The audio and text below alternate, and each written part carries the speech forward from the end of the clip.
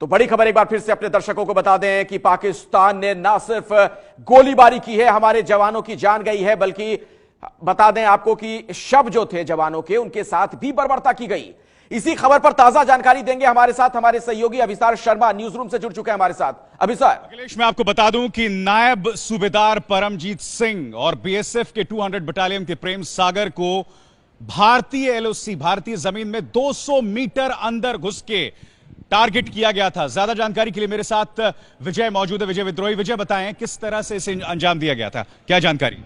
देखिए, इसका trigger point तो रहा कि पाकिस्तान के आर्मी चीफ का कल हाजीपीर पाकिस्तान अधिकृत कश्मीर में आना और वहाँ एक भड़काऊ भाषण देना, जिसमें उन्होंने ये कहा कि सब झूठ उन्होंने ये कहा कि भारत अधिकृत कश्मीर से प्रोवोकेटिव फायरिंग होती है, जिसके कारण पाकिस्तान के मासूम बच्चे और मासूम महिलाएं मारी जाती हैं और इसका हमें जवाब देना चाहिए। उसके बाद आज सुबह जब भारत की पेट्रोलिंग टीम पेट्रोलिंग कर रही थी और एलओसी के अंदर, तो वो बाढ़ को क्रॉस करके, जो फेंस को क्रॉस करके एलओसी की तरफ उड़ी, क्योंकि वहाँ पर बारूदी सुरंग बिछाए जाने की खबर मिली थी और वहाँ पर भी पाकिस्तान आर्मी की तरफ से फायरिंग की गई। फिर बैट की टीम आई और बैट की टीम ने भारत के 2 सैनिकों को 200 मीटर क्रॉस करके, लाइन ऑफ कंट्रोल से 200 मीटर भारत की सीमा के अंदर आकर भारतीय के 2 सैनिकों को कि हम साफ साफ कहेंगे हत्या की और साथ साथ उनके शव के साथ भी बर्बरता की है।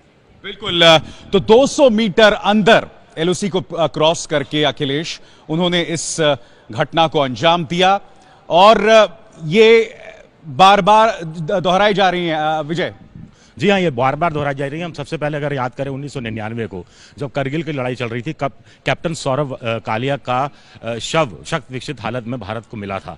उसके बाद भी पाकिस्तान इससे इनकार करता रहा था। उसके बाद फरवरी 2000 में नौशहरा सेक्टर में मराठा रेजिमेंट के, इन्फेंट्री रेजिमेंट के एक जवान थे 24 साल के भाऊ साहब मारुति कालेकर, उनके शव का भी सर काटकर पाकिस्तान के ये जो बैट की टीम वो ले गई थी। जनवरी 2008 में गोरखा राइफल्स का एक जवान भारत की सीमा से रास्ता भूलकर पाकिस्तान चला गया था, वहां बैट की टीम ने उसे पकड़ लिया था और उसके कुछ दिनों बाद सरकटी लाश मिली थी। उसका हेमराज का शव का 2003 का तो आप सबको पता ही है। और तब सुषमा स्वराज का बयान भी याद होगा, जो उन्होंने बढ़ चढ़कर कहा था कि वो 1 सर काटेंगे तो हमें 10 सर काट कर लाने चाहिए। बिल्कुल, हम आपको बता कि 2016 में भी 2 इस तरह की घटनाएं हुई हैं।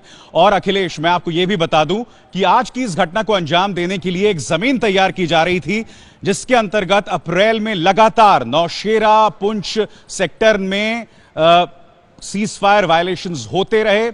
तो पिछले 1 हफ्ते में यह दूसरी बड़ी इस तरह की घटना है। आपको याद होगा कि 27 अप्रैल को भी इसी तरह भारतीय सैनिक, जिसमें कैप्टन आयुष यादव मारे गए थे, उन्हें शहीद हुए थे, उन्हें टारगेट किया गया था।